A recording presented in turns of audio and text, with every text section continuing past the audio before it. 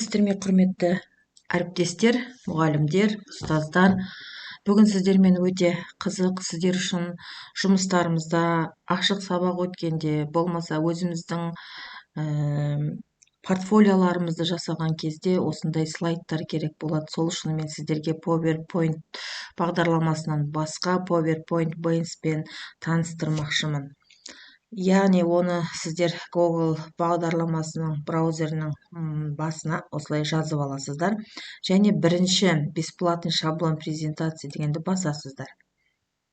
Сол кезде сіздердің экрандарыңызда осындай презентацияның түрлі нұсқаулары дайын, әдемі, басқаша дизайндар дайын тұрады.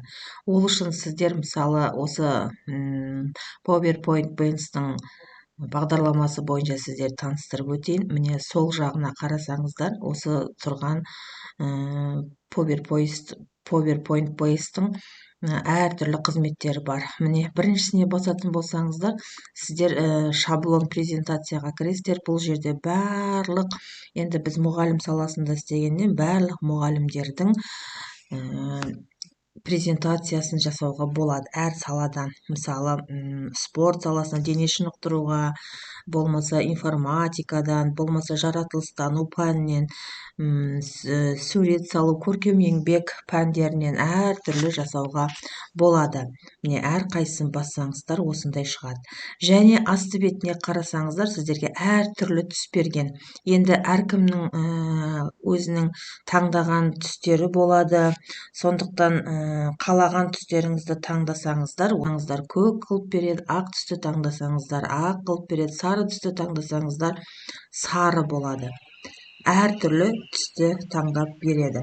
Енді мен сіздерге бұл жерден не айтпақшымын? Міне қарап тұрсаңыздар, мынау жаңағы немен таныстырып жатырмын ғой, әртүрлі сөздерді жасауға болады, видео жасауға болады.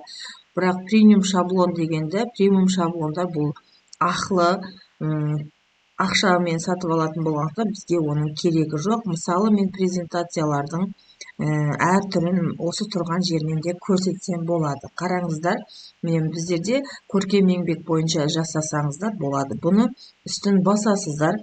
Сол жерде скачать деп тұр. Бұл скачатьты басудың қажеті жоқ. Оң жағыңызға қарасаңыз, міне форматтың түрі тұр. Қанша форматта керек, және осы формат бұл жерде 1019 адам көрген. Соның үстінде бассаңыздар, төменге қарай осы слайдтың презентациясы төмен түседі. Мына жерге осы жерден ашып сіздер жаза беруіңізге болады. Мысалы, ашып көрейік.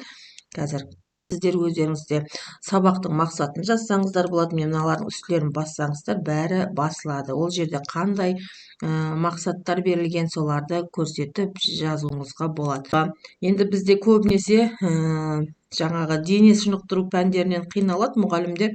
Міне дене шынықтыру бойынша да әртүрлі шаблондар бар. Мысалы, мен мынаны таңдап алайын, енді өзімізге ұнап тұрған. Жарайды, көбінесе балалар футболға қызығады ғой.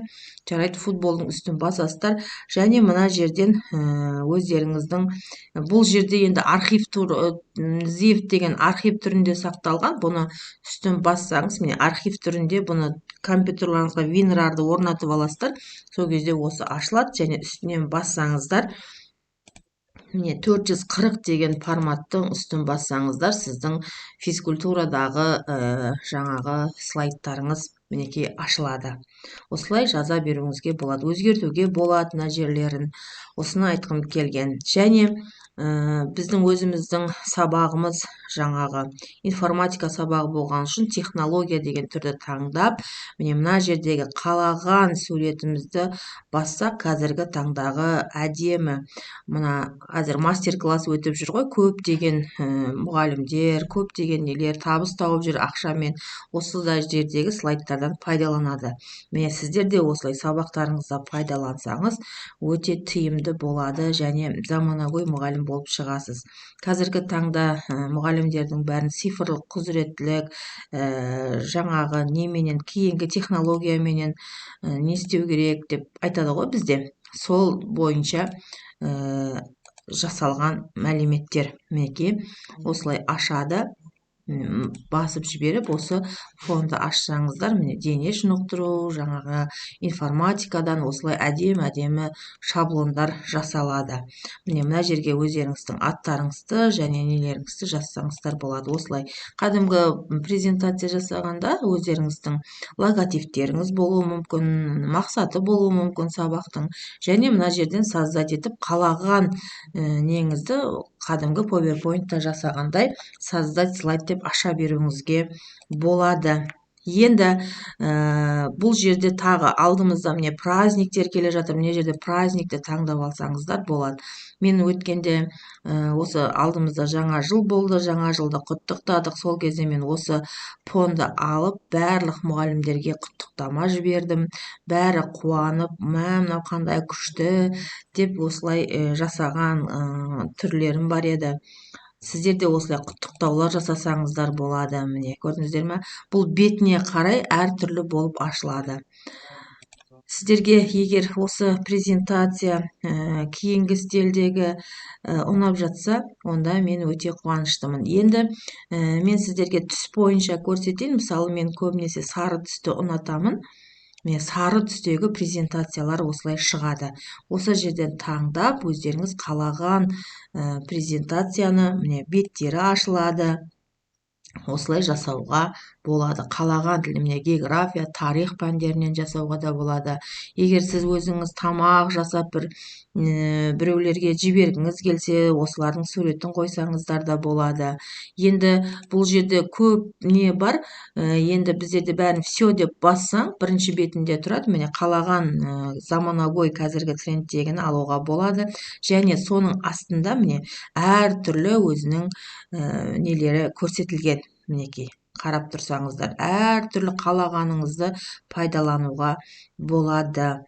Егер сұрақтарыңыз болса қойсаңыздар болады. Менен көп ұстаздар осылай сұрайды, презентация жасап бересіз ба, презентация қалай болады деп.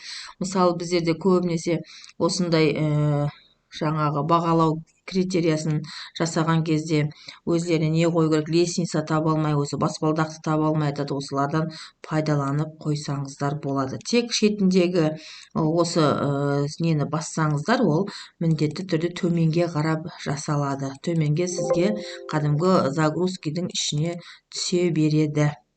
Мінекей, көрдіңіздер ме, қандай әдемі диаграмма ретінде қолдансаңыз да. Мына жерде өзгертуге болады, өзіңіз не жазғыңыз келеді, бәрін жаза беруге болады. Бұл кәдімгі өзіміздің PowerPoint-қа қарағанда өте әдемі, сызып, қойып жүрмейсіз, тек дайын шаблондардан пайдалана аласыздар. Құрметті ұстаздар, әріптестер, егер осы презентация сіздерге ұнап жатса, өте қуаныштымын. Менің осы каналыма тіркеліңіздер. Сертификаттарды апталық болған кезде, мысалы, қиналамыз ғой біз, қайдан аламыз, не істейміз деп. Мысалы, осы жерден таңдап аласыз, қалаған біреуін, маған мынау ұнап тұр, осыны сіздерге көрсетейін қазір. Міне әрбір балаға осылай аты жөнін жазып, апталықтың соңында болмаса ашық сабағыңыздың соңында осылай марапаттап отырсаңыздар болады. Бұның бәрін үстін бассаңыздар, міне аты жөнін бәрін жазуға болады. Сіздерге егер осы бәрі ұнап жатса, мен де қуанышты боламын. Мысалы, Қуаныш қызы Аяла дейік.